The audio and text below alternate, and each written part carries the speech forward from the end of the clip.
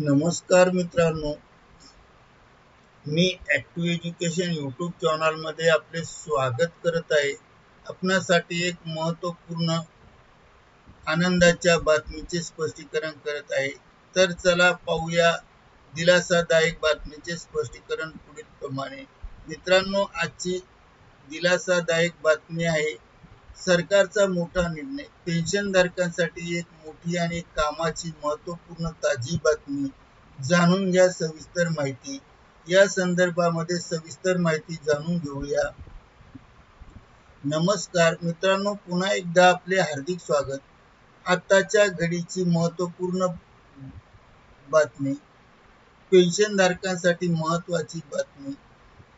पेन्शनधारकांसाठी महत्त्वाची बातमी कोणती आहे व पेन्शनधारकांना काय फायदा होणार आहे याबाबत सविस्तर माहिती जाणून घेण्यासाठी हा व्हिडिओ सुरुवातीपासून शेवटपर्यंत आवश्यक व हमखास पहा. चला तर करूया आजच्या ब्रेकिंग न्यूजचे स्पष्टीकरण.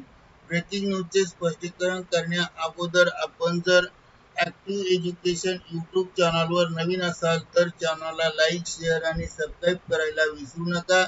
तर चला पाहूया ब्रेकिंग न्यूजचे स्पष्टीकरण. मित्रांनो, देशभरातील EPF 95 पेन्शनधारक पुन्हा एकदा आंदोलनाच्या तयारीत आहेत. ताज्या माहितीनुसार दिल्लीत जंतर मंतर येथे हजारो निवृत्त कर्मचारी एकत्र येऊन मोठे आंदोलन करत आहेत. कर्मचाऱ्यांची मागणी काय आहे तर मुख्य मागणी आहे किमान पेन्शन ₹1000 रुपयावरून 7500 रुपये करावे आणि महागाई भत्ता लागू करावा.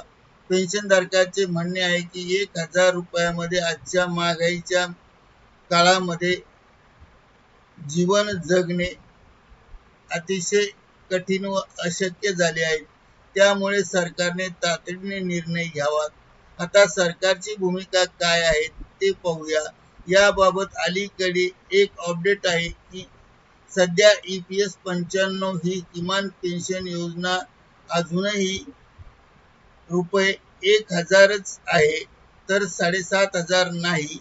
केंद्र सरकारने स्पष्ट केले आहे की सध्या EPF 95 पेन्शनबाबत कोणतीही अधिकृत वाढ करण्यात आली नाही. त्याचप्रमाणे मित्रांनो सोशल मीडियावर जी 7500 ची बातमी फिरते आहे ती अजून फक्त मागणी आहे, सरकारचा निर्णय नाही. दरम्यानच्या काळात संसदीय समितीने सरकारला सुचवले आहे की 1000 रुपये पेन्शन अपुरी आहे. त्यामध्ये पेन्शनमध्ये वाढ करणे गरजेचे आहे. याशिवाय EPFने 3 या मोठ्या डिजिटल प्रकल्पावर सुधारणा करण्याचे प्रकल्पामध्ये काम करत आहेत, ज्यामुळे पेन्शन सिस्टीम डिजिटल आणि सोपी होणार आहे. क्लेम सेटलमेंट वेगवान होणार आहे. पण सर्वात महत्त्वाचा प्रश्न, पेन्शन वाढणार का? तर या मुद्द्यावर सध्या चर्चा सुरू आहे. प्रस्ताव 7500 रुपयापर्यंत वाढ करण्याचा निर्धार आहे. या संदर्भात अंतिम अजून निर्णय बाकी आहेत.